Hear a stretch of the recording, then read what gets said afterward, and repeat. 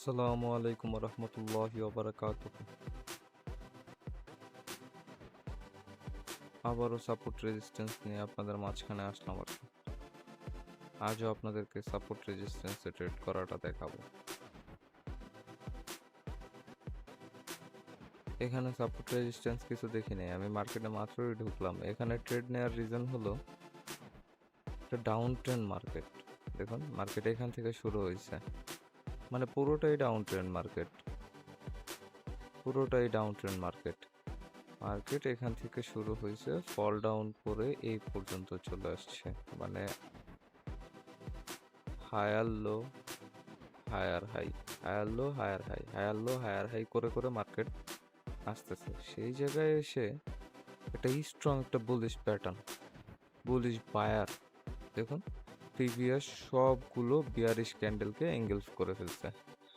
তো অবশ্যই এখানে এত বড় ইনফ্লুয়েন্সার বা ইনিশিয়াল বায়ার যেগুলা বলেন আর কি, এত বড় বায়ার এখানে এন্ট্রি নিছে, তার মানে বায়ার এখানে উইক। এখান পর্যন্তই স্ট্রং ছিল, তারপর আর স্ট্রং না এই ক্যান্ডেলিং। আমার তো একটা প্রফিট হয়ে গেছে, লজিক এটাই, সিম্পল লজিক।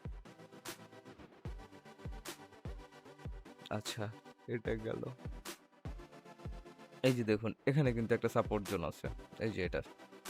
আমি একটা একটা ট্রেড নেই, আপ ডিরেকশনে নিচ্ছি। আর এখানে এই যে সাপোর্ট জোনটা দেখুন, আমি একটা রেক্ট্যাঙ্গেল ড্র করি আগে। এই রেক্ট্যাঙ্গেল,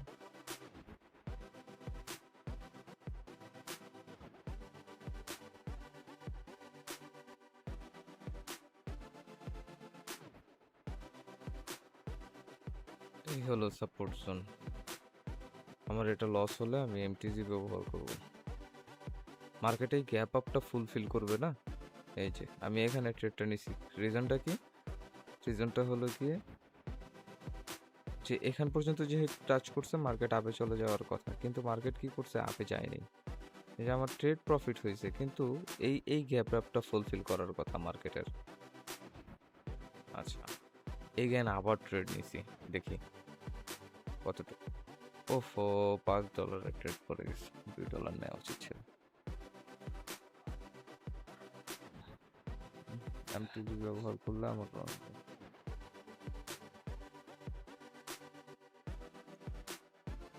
আচ্ছা দেখি কি হয়।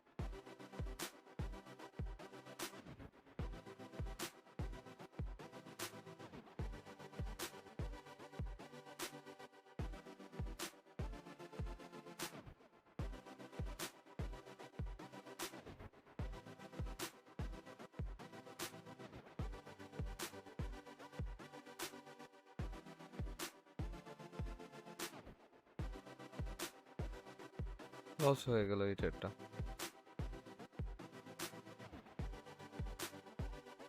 এখন এই ট্রেডটা নেওয়ার রিজন, এখন যেটা নিলাম, এই ট্রেডটা নেওয়ার রিজন হলো এই যে একটা সাপোর্ট লেভেল, এই সাপোর্ট লেভেল যেহেতু ব্রেক করলো একটা বড় একটা ক্যান্ডেল দিয়ে, বিয়ারিশ ক্যান্ডেল দিয়ে যেহেতু ব্রেক করছে, তো রিট্রেস্ট করার জন্য অবশ্যই এই সাপোর্টে মার্কেটের যাওয়ার কথা। মানে আমার অ্যানালাইস থেকে এতদিন যা দেখে আসছি সেই থ্রুতে যদি কাজ না করে, ব্যাড লাক। মার্কেট তো ম্যানিপুলেট করবেই। সব জায়গায় যদি মার্কেট সেম কাজ করতো তাহলে তো সবাই কোটিপতি ট্রেডার হয়ে যেত। দেখি কি হয়। 16 সেকেন্ড বাকি, আশা করি ট্রেডটা উইন হবে, কিন্তু এটা রেড ক্যান্ডেল দিচ্ছে।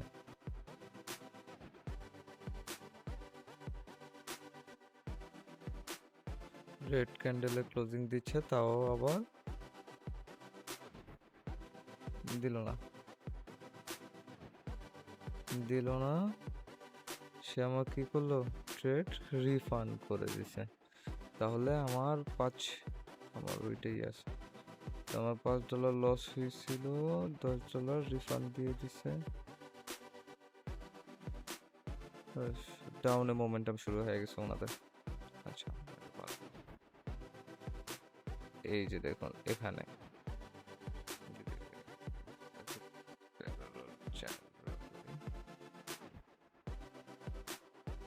আপনারা নলেজ নেওয়ার ট্রাই করেন।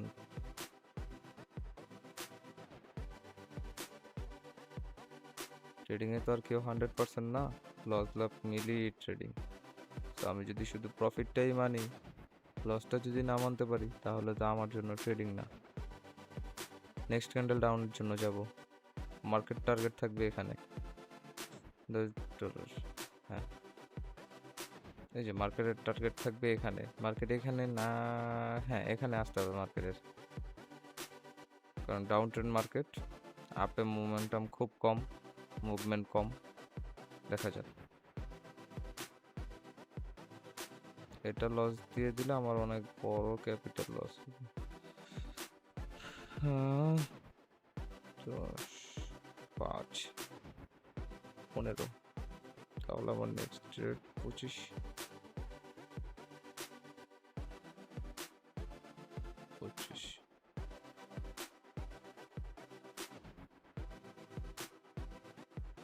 কি করতেছে মার্কেট? তো এখানেই খেলাধুলা করতেছে।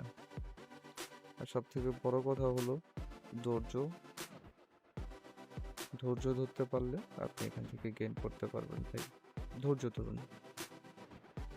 প্রফিট দেখেন, প্রফিট, কিন্তু একটুর জন্য মার্কেট তেমন, মানে যেটা আশা করছি সেটা কাজ করতেছে না, মানে ওরকম কাজ করতেছে না। তো আমার লস রিকভারি হয়ে গেছে। আমি আবার চলে আসি আমার আগের ব্যালেন্সে, দেখি আর কোনো ট্রেড নেওয়া যায় কিনা। এখানে দেখুন রিটেস্ট করেই নি, মানে মার্কেটের মতো করে চলে গেল।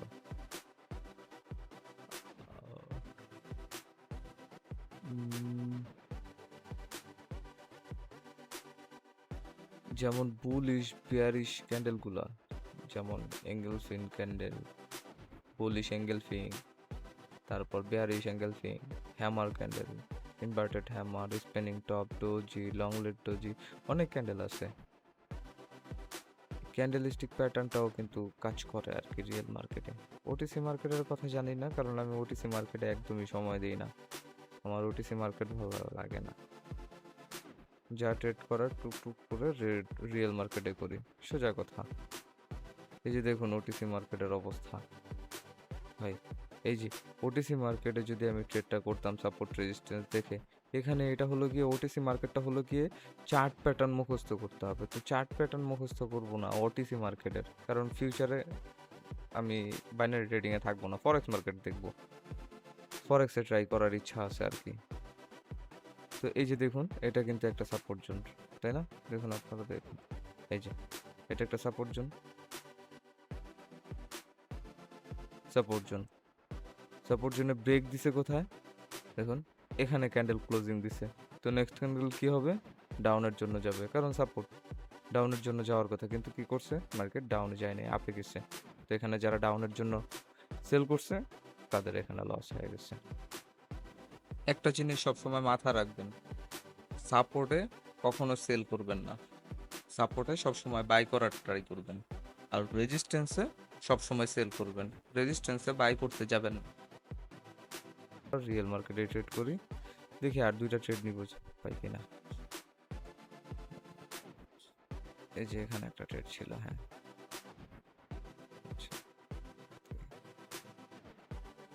হ্যাঁ এখানে আবার ট্রেড নিব, দেখি যদি মার্কেট স্টে করে একটু। আপে মোমেন্টাম দেখাইতেছে, কিন্তু মার্কেট কিন্তু ডাউন ট্রেন্ড, আবার ট্রেন্ড বাড়িতেছে স্ট্রং। হ্যাঁ এখানে ট্রেড নিব, এটাই লাস্ট ট্রেড। লস হইলে লস, প্রফিট হইলে প্রফিট নিয়ে নিছি। দেখা যাক, ডাউন ট্রেন্ড মার্কেট, এই কারণে দুইটা ট্রেড নিছি, $10 করে $10। ট্রেন্ডের পক্ষে থাকতে হবে আপনার, ট্রেন্ডের বিপক্ষে যাওয়া যাবে না। তো ট্রেন্ডের পক্ষে একটু বেশি অ্যামাউন্ট ইউজ করা যায়, তো আমি ওইটাই করলাম। দেখা যাক আমার ট্রেডটা উইন হয় কিনা।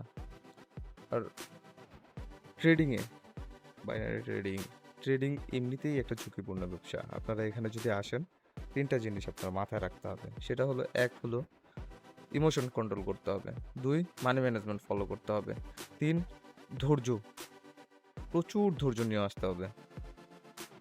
মাথা গরম করা যাবে না। ইমোশন কন্ট্রোল এটা খুব মানে এটা করতেই হবে মাস্ট। এটা না করলে সব হারাবেন।